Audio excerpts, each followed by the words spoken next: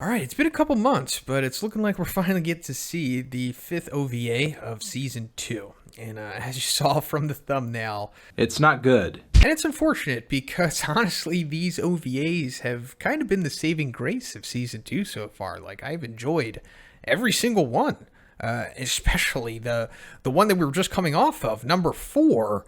Which was Garo versus Suiryu, easily the best piece of content coming out of season two, the best fight scene from season two, excellent, 10 out of 10 episode, 9 out of 10, whatever. I mean, it was up there. I really loved that one.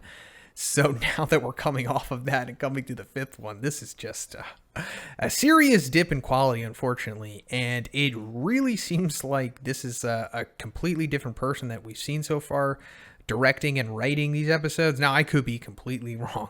I don't think we even have the info yet, or at least it hasn't been pulled from the Blu-rays. I don't know. Whoever director wrote this, it doesn't really matter. It's just, it seems like there's a dip in quality from the previous OVAs, and that's just my opinion because this one, like, it's boring, and nothing really happens of substance. It's honestly filler. It's like an OVA filler, which is odd because, like, typically you use the OVAs to have fun. You don't really need them to have filler in them because they're already kind of inherently just filling up, like content and putting it on the Blu-ray and just giving extra stuff. So I don't know. It's like, it seems superfluous to make it boring. Now, don't get me wrong. It's not like terrible. It's not like I struggled to watch this or turned it off or anything. I mean, it's only 10 minutes after all, but I'm just saying, comparing it to the other OVAs from this season so far, even actually comparing it to the season one OVAs, it's one of the weakest OVAs. And of course, I got to go over it. We got to see what's going on in this OVA. We got to review it because, we got to pull as much meat off of these bones as we can because there's maybe a little bit there. So, and we're getting to see what Smelly Lid is like more so than what we've seen before. I mean, especially for like you guys who haven't read the volumes of the manga, because like in the anime they cut out season one of the anime, they cut out like the entire sequence of Sonic going to Smelly Lid and like interacting with the prisoners there, and so it's like we really didn't get to see too in depth of what it's like in there, and it's not even really that important. I mean, it's interesting the way that it's set up. It's like a real loose, open kind of prison environment, which you would see in like a movie or something. And it's like, it's really lax because they're on an island, which is something I wasn't really aware of before. Maybe I missed it, like when they show the location of it in season one or season two in the manga. I don't know. I never really paid that close attention to be like, oh, Smelly Lid's on an island. But now it's super apparent. Because we also see it in season two, like when Neon breaks in there and rounds up some prisoners and gives them the monster cells. We get to see it then too, and it like continues to show us what we pretty much already know about Puri. His whole dynamic with the prison and hero, and then he breaks out of there and then goes and fights monsters, which is really strange. Because it also throws in the question, how questionable the practices are of the Hero Association, which I'm not going to go into webcomic spoilers here, but I will say that they literally talk about the very thing I'm talking about here, about how this is a seriously sus relationship that the Hero Association has with Puri Puri Prisoner. Especially when we find, like, we really see Puri at his, like, full-blown Puriness in this OVA, more so than we've ever seen before, and it's kind of off-putting. Like, he, before when Puri just talked about, like, him being real hands-on with dudes and stuff, and, you kind of just, like, brush it off, and you're like, oh, he's just a funny, he's a little too touchy-oafy big dude. But no, it's, like, super predatory in this episode. And I get it. The guys that he's going against are like villains and they're prisoners and they kind of deserve it. I don't know. Maybe it's me, but I especially got that feeling like when Sonic shows up in the OVA and he sees them like in the alleyway and like Puri gripping up on him. He's like, what are you doing over there? But anyway, coming to Sonic, which is like the best part of this OVA, more or less, or maybe aside from the ending. But I'm glad that Sonic showed up just a little bit, just to come in, be like, hey guys, I'm still a thing. All right, bye.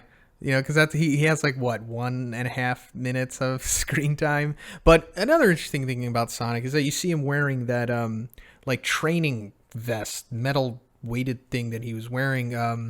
This is actually kind of like a shout out to the season 1 OVAs, because that's when we see it most prominently.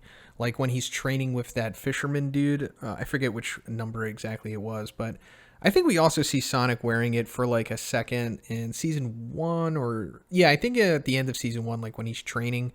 I don't know, and also like the whole thing about him having a pre-existing relationship with Puri Puri Prisoner. I like that, they know each other, they're talking to each other, and like at least they're somewhat cordial. I mean, of course, Sonic is looking to fight Puri. He wants him. He's trying to egg him on.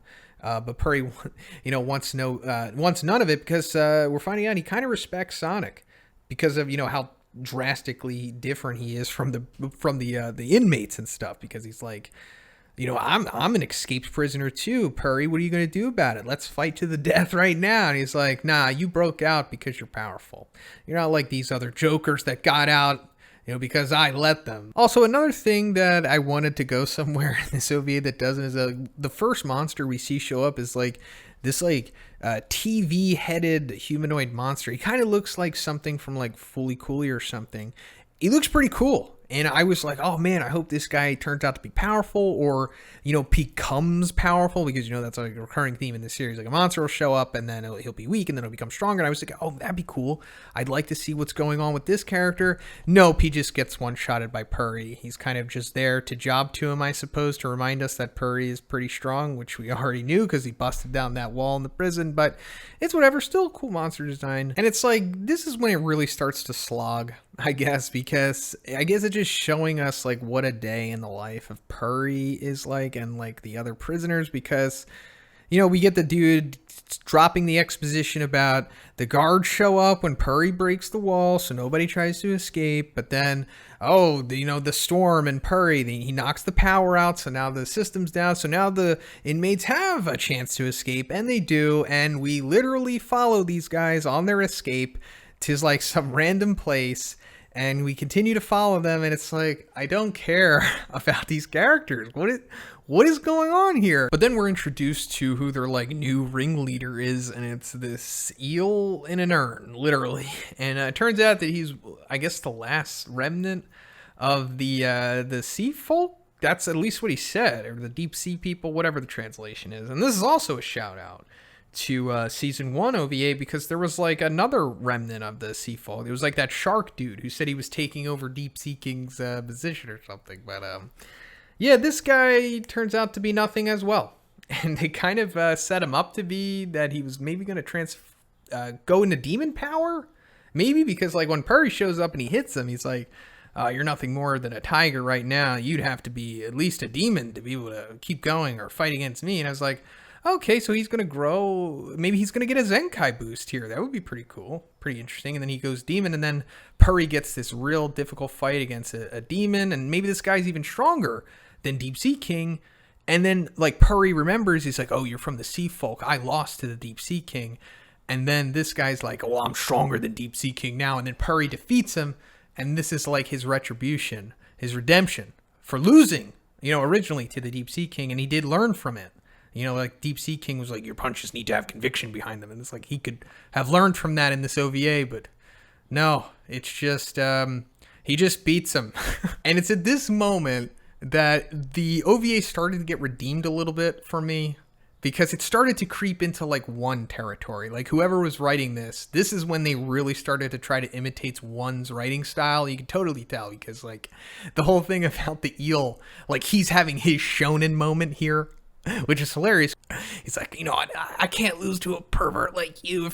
If I don't stop, then there's no way I can lose. And then the inmates start cheering him on. I'm like, all right, here we go. This is classic one stuff. This is great. Keep it going. And then, the punchline kind of fizzles out after that. But it was a good attempt. I'll say it that I did enjoy the beginning of it. But yeah, that was the OVA, and I'm sorry if I sounded really harsh on this review and you personally enjoyed it.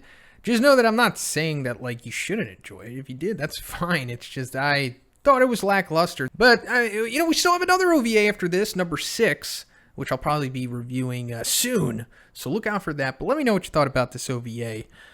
In the comments. If you liked the review, guys, please give it a like. And I also have a Patreon that gives you access to a weekly Q&A. And if you haven't already, please subscribe as well. Have a great day, and I'll see you next one.